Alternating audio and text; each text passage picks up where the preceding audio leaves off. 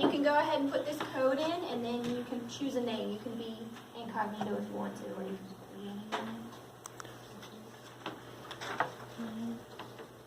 How many students are in this class? 17. 17. Okay, so we'll wait. We'll wait till everybody gets in. Are you doing that? No, I can't. You play music, isn't that? Oh, wait. I was gonna say make sure Turn this down. the computer has.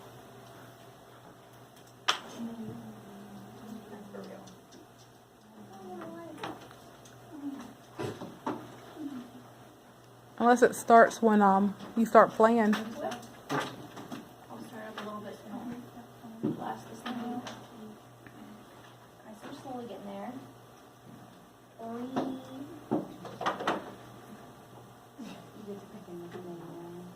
Tupac, wow. Good name going on here. Some emojis work too.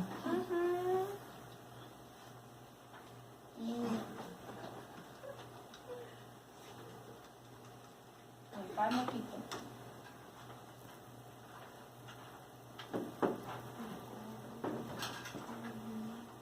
Anybody having trouble?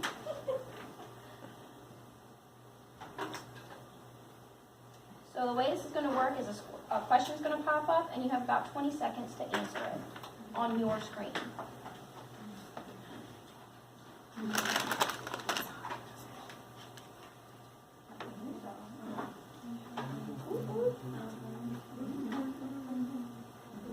All right, 2 more people.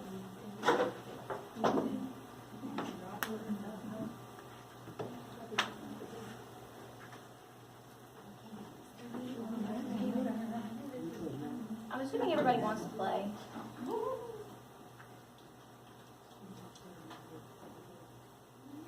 Okay.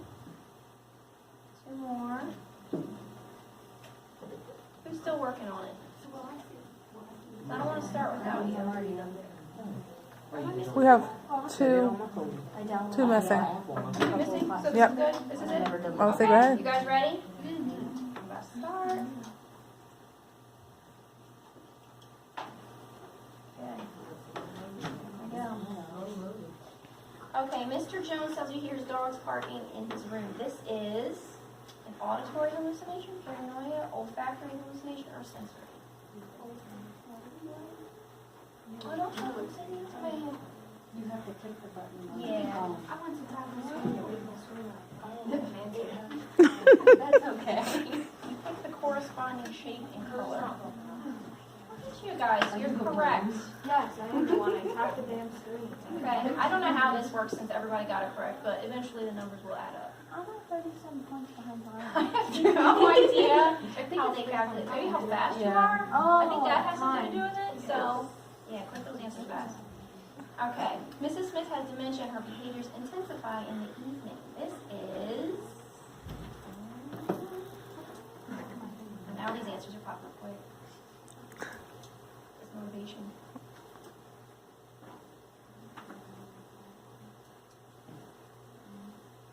Ooh, good job, everybody. Sundown.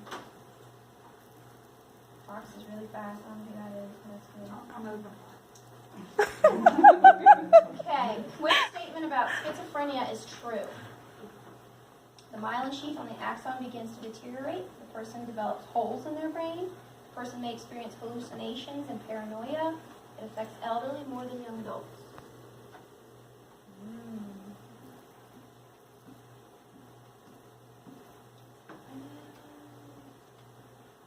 Very good. You guys have been paying attention. So what would A be? Does anybody know? Or the triangle? Dementia? No, that's more like, this is more like MS, which you guys are not studying right now at all. So the holes in the brain, that's more like Alzheimer's disease. So that's good. And when does schizophrenia affect a person? They're younger. Late adolescent, early adulthood. Yes, Yeah. exactly, right. So that's usually when you start seeing the symptoms. Very good job, good. We're listening. Box is on top of it. What medication would you expect someone with dementia to take? Oh, come on. Yeah, it's all all generic, sorry. Oh, you got kicked off? Cyclobenzaprine, diazepam, ibuprofen, furosemide.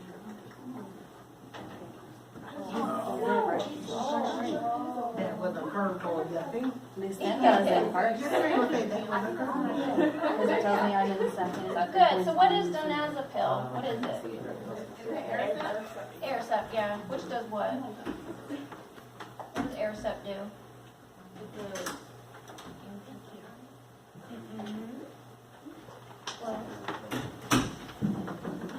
So it kind of slows the progression of Alzheimer's, right? Yeah, kind of. Doesn't stop it, right? But it slows progression. Ms. Hopkins can jump in if I say something wrong. So what if it's furosemide? Anybody know what that is? Is it like Lasix? Good What does job. that do? Yeah. So that's not part of this either, so. That was just a question. What did you say that Donepezil, that's Aricept. It slows the progression of dementia, but does not stop it. Why does it not stop it? Because there's no cure. Yeah, currently no cure, but they're working on it.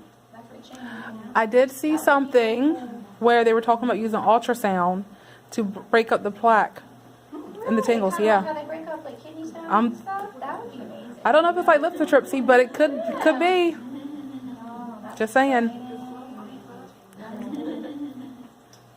Okay, your patient with schizophrenia is crying. What is the most therapeutic response of these? I see that you're upset. Is something bothering you? You really need to pull yourself together. Everything will be just fine. Why are you crying? It's a tough one. Wow, you guys, you did so good. Nobody got tripped up on that. So why wouldn't I want to say any of these other things? you don't ask why? Good job. That's reassured for false reassurance. Right. And that's just rude right there. Right? Yeah. That's just ignorant.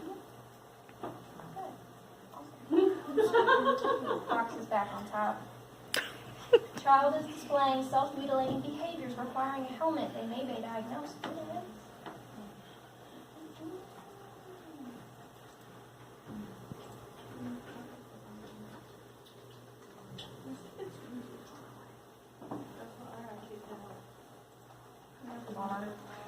I don't think you can get back in. Good job.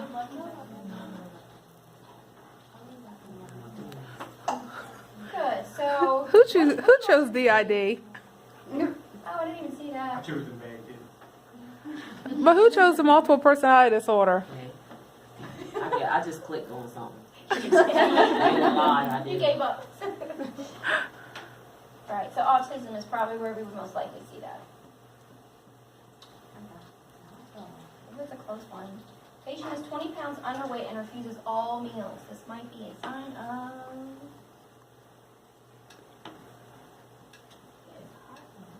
It is hot.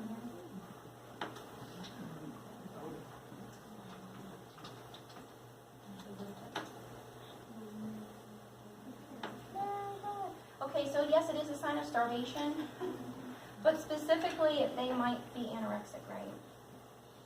This doesn't give you a lot of information, but since you're in this class, you could just kind of put that together. So if they're refusing all meals, they might be anorexic. Why would they not be bulimic? Right. So somebody who has bulimia nervosa usually binges and then purges. Could that person be 20 pounds underweight? They're normally normal. Yeah, they're usually normal weight or Yeah. overweight, but they could be underweight also. Good job, Diamond. I know, we're killing it. Risperidone is classified as. I'm not gonna try to read all of these. I'll run out of time before I get to the Typical end. versus atypical. Is that gonna be on our test too? Like which one's typical, which one's atypical? No. What was I got? Because I've been trying to memorize which ones were typicals, which were atypicals. Very good. It's an antipsychotic, so you should know that. Sure. I don't really memorize that. I just know it. What is the brand name too for many. risperidone? I was trying to I was beating myself Someone up said it. about it. A common defense mechanism experienced by alcoholics is probably the most common.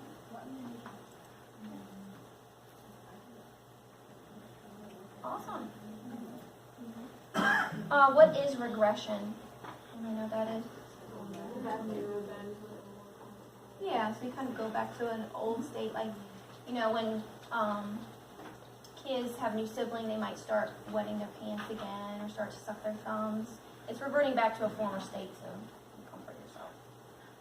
So yes, denial is a frequent thing that we see with addiction. Okay, a child with conduct disorder will most likely display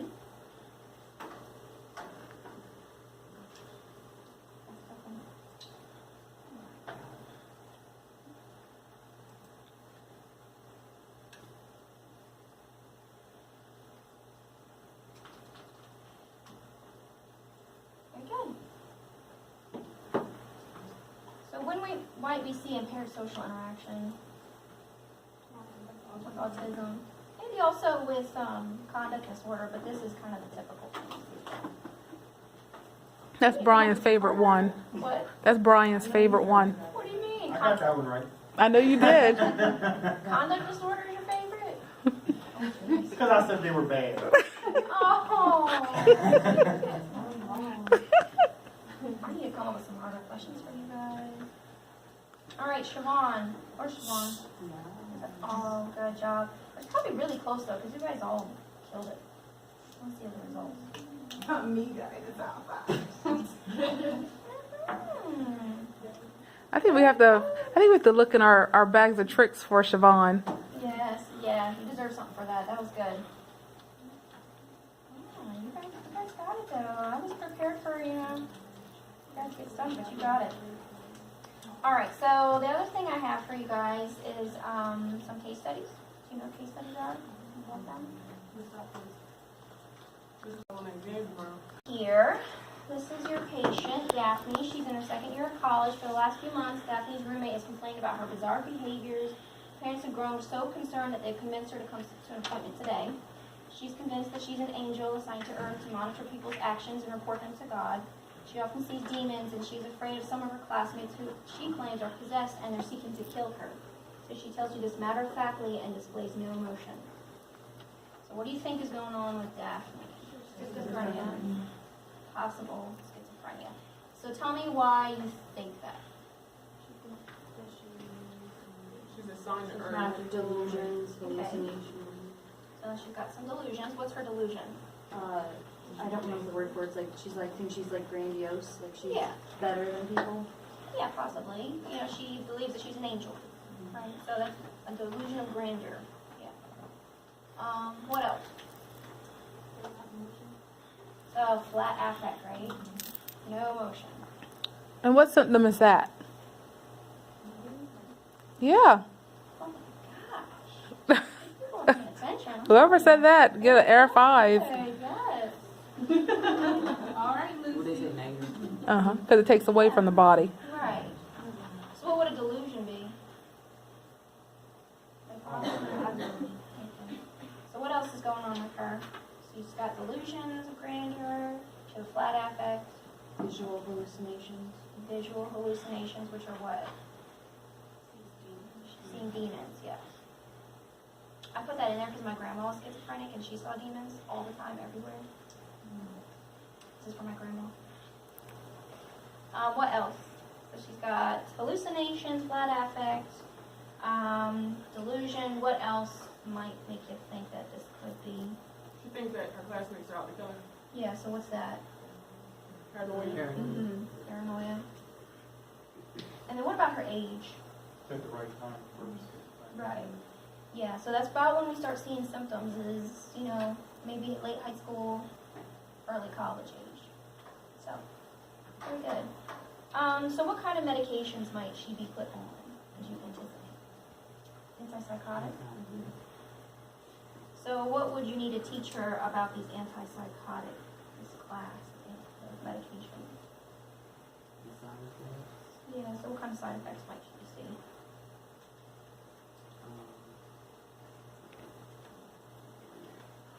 this is not the test yet, so you can think about it.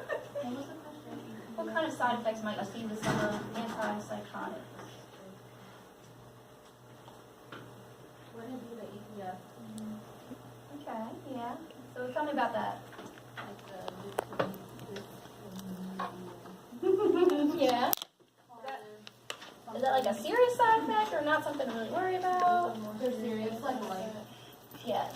How would you know if you were to see that? Like, what would it look like? like bleeding. When your face is like, The neck like turn. Yes. Yeah. After thinking it. Yeah. So if you were to see that, what would you guys do? Walk away. I don't know. Call the doctor. Yes. Yes. Very good. They don't want you to hire them at AGH. Go away. Don't tell me what her name is, Peter. Pretend like you didn't see it. No, that's not right. So what are some concerns with somebody who is schizophrenic taking medications? Don't stop taking them because I don't think Yes, exactly. Yeah. Or they'll start feeling Self-medicating. better. Yeah, or they'll self-medicate. So that's pretty common, right? When somebody who's feeling all of these emotions and experiencing paranoia constantly, they start to self-medicate. So what do they self-medicate with sometimes? alcohol, Mm-hmm. drugs. Drugs, yes. Fairly common. So what am I worried about with her treatment besides just her discontinuing her medications? Have any concerns about her living alone? Her or hormones working? up. Like her being able to continue her daily living Right. Kind of support. and being able to keep a job. Yeah. Worried about her being able to keep a job, being able to pay bills, live independently, continuing to go to school. So all of those things are going to start becoming concerns. So yeah, the support system is big. So for her, she has parents, so they're involved, and that's good. But a lot of people don't. So what frequently happens to somebody if they don't have a good support system and they're experiencing all of this? It becomes worse. Depression, Depression. suicide. Maybe suicidal, or they have a hard time keeping a job and functioning in life. So where do they end up? Homeless. Homeless, yeah. So that's a lot of our homeless population has these types of mental illnesses. Yeah. So why does somebody become schizophrenic? Why does this happen? Genetic stress. Mm-hmm. Yeah. What kind of stress? We all have stress, Emotional right? loss or something. Emotional loss. Yeah. It could be something very traumatic happened to them. As a way of coping. And it's, sometimes it's none of those things and it really is just genetic, right? And we can't find the source of it. Okay, you guys know a lot about schizophrenia. That's awesome. You guys have any questions about schizophrenia? Have any of you experienced somebody that has it? Clinical? Good. Let's see it live and everything. Alright, so we have another case here. Carl Broker is a retired physicist who was diagnosed with Alzheimer's dementia 7 years ago. His wife of 33 years is unable to care for him, and he has been recently admitted to long-term care at a facility. He often forgets where he is and becomes increasingly agitated in the evenings, demanding that he be taken to his car to go home. Do you think this is like a common situation that we see? the sundowning. Yes. So that is probably sundowning, right? Mm-hmm. Happens in the evening as the sun's going down. You guys have probably, some of you experienced this exact situation a few times, right? I need to go home now. So take me to my car, packing my bags up, ready to go. I mean, just about every day we see that. So how could you confront Carl when this is happening? What can you say to him? You can ask him where his home is. Okay. Like, Yeah, so he comes up to you and he's like, I want to go home, take me home. What can you say? where's your home? Okay. Or like, I don't know, kind of just Go on with what? go. Okay. What is that called? But like, what? Because I can tell you when I was in nursing What is what? school, they taught us reality orientation. Remember that term? Like, What is? you're in a nursing home now. You live here. You can't go home. Did that go over well? Those, And it did tell us to do that. yeah, they did. So what is it called when you're meeting someone where they are? I don't know. I can't remember what It starts with a V. What's next one? A. L. Hey, woo. Now I know y'all HLHers had that. Validation therapy, yes. So I'm meeting you where you are. So what is something that I could do instead of confronting him and telling him, your room's over there, you live here now. What else can I do? What's his car look like? Yeah. I don't know. Don't take him to his car, please. No. How would his car there? How about distraction? Yeah. You know, like, Food? Mr. Booker, where'd you Right. grow up? Tell me about, your Yeah, that's family. Yes, the distraction is a good thing. Or taking him for a walk, get his mind off of it. Or offering those cookies and tea, like Brian's saying. Yes, that works for me. I mean, yes, go for it. So what kind of medication might he be on? Anxiety? Namenda, probably anxiety medicine if he's getting anxious in the evenings. We just talked about one. Sleep?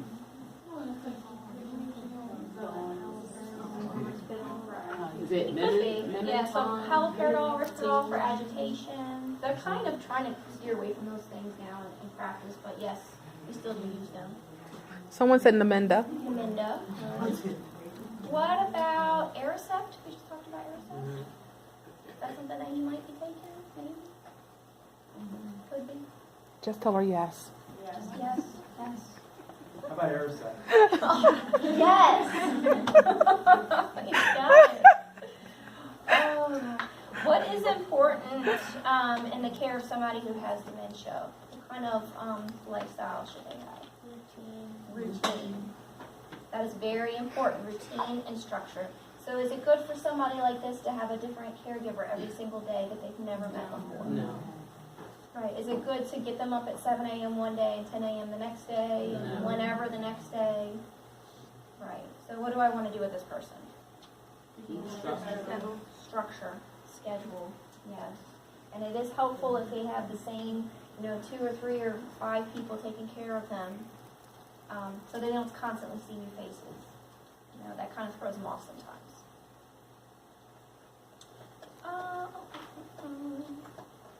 So we talked about dementia already. What happens to the brain when you have Alzheimer's?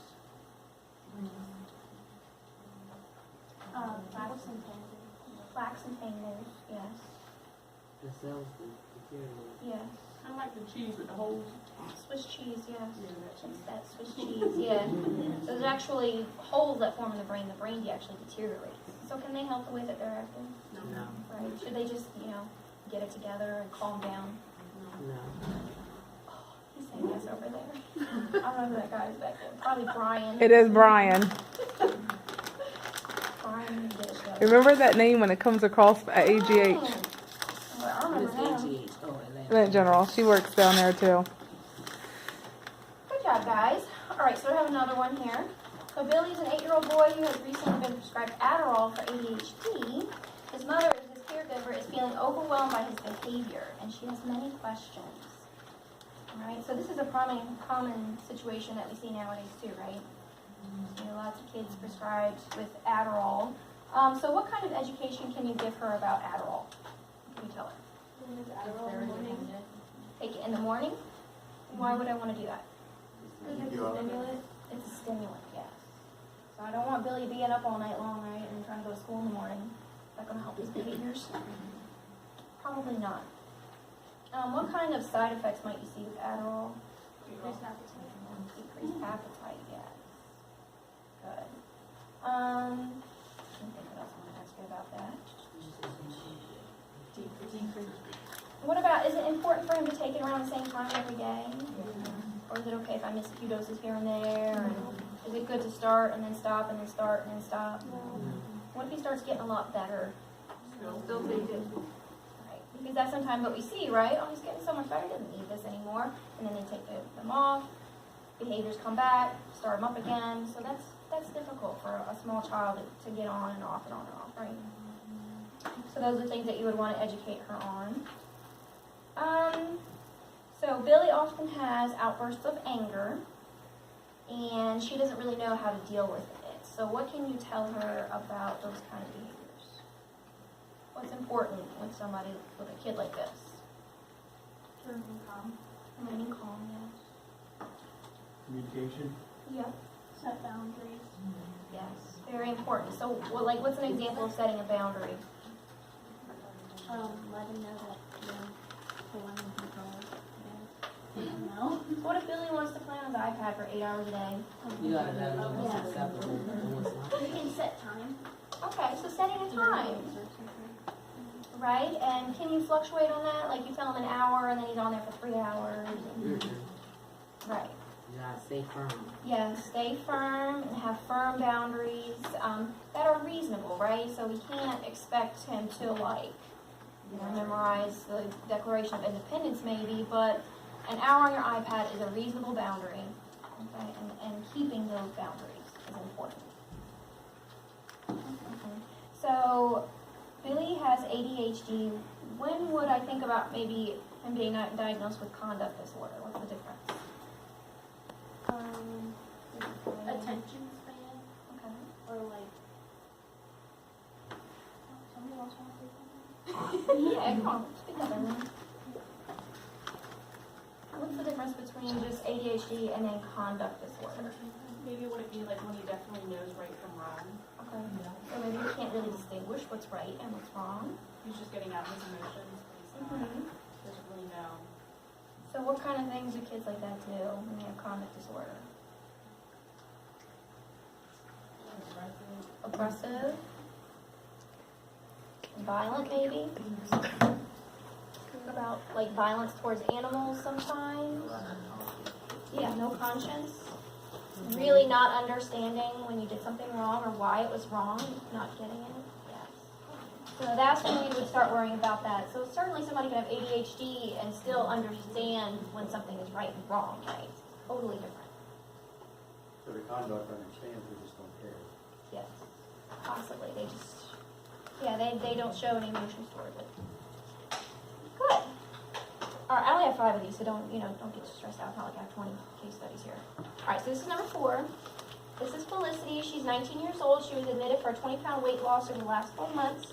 She has a BMI of 16.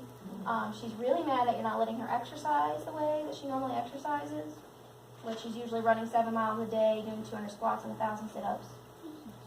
And so she's refusing to eat until you let her exercise the way that she's supposed to be exercising. She's anorexic. How do I know that? She's refusing to eat for one. Right, her BMI is low, she won't eat. Her extreme exercise regime. Extreme exercise. I mean, I was trying to like think of what would be extreme. That seems extreme to me. I know some people probably do that. It seems like a lot. Right. So what kind of personality does somebody with anorexia usually have? Distorted body image. Very strict.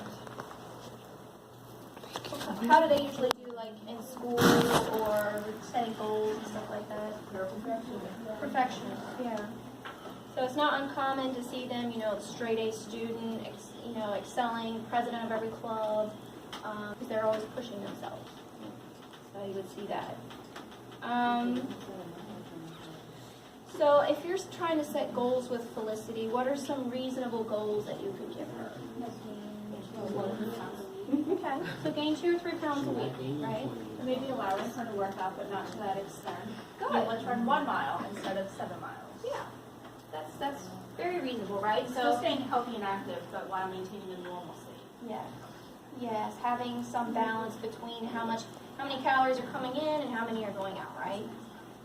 So that's reasonable, and you're probably going to have a better rapport with her if you sit down and work it out together, rather than just know you're not allowed to exercise, and you will eat.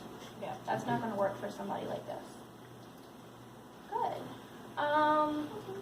So why would she not be diagnosed with bulimia? Can you talk about that, right? Yeah, she's not binging, right? So So that's a classic difference. Would somebody with bulimia maybe work out a lot too? Not necessarily. Maybe, but probably not extremely. Yeah, use things like laxatives or throw up. That's more typical of what you would see. You guys are good. Alright, this is my last one. So we have Blake here. Blake was admitted for alcohol dependence yesterday after being charged with DUI. States his wife kicked him out a week ago for drinking too much, which he believes is ridiculous. He tells you he knows plenty of guys that drink more than him. He doesn't know what the big deal is. Denial. Yes. So he is in denial, right? You think that's pretty typical for us to see? Yeah. You guys know that Delaware, I think it's either number 1 or 2 for alcohol consumption in the U.S. So we see lots of lakes and trees. Yeah. Delaware likes to drink a lot. So what can you tell Blake about addiction? If you're sitting down and having this conversation with him, what can you tell him about addiction?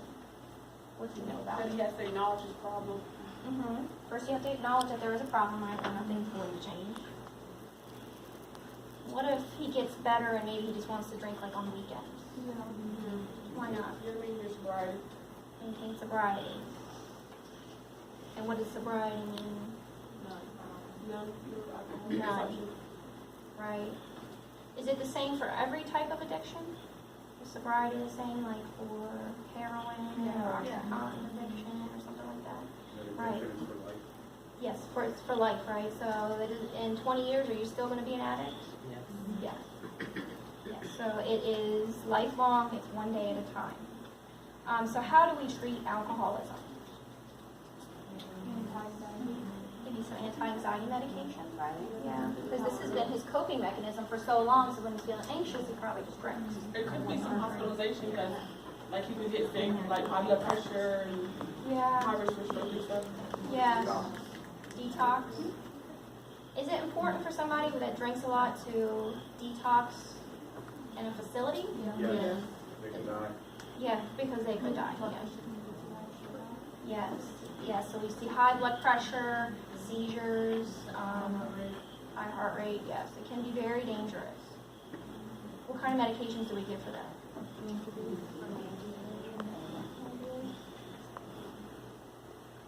Maybe a Xanax or a benzodiazepine when somebody's going through alcohol withdrawal. What about when he is sober and he's being discharged from the facility? Maybe what could we give him to help him stay sober? Resources to like group. Yeah. AA, group therapy, yeah, maybe some antidepressants for a while.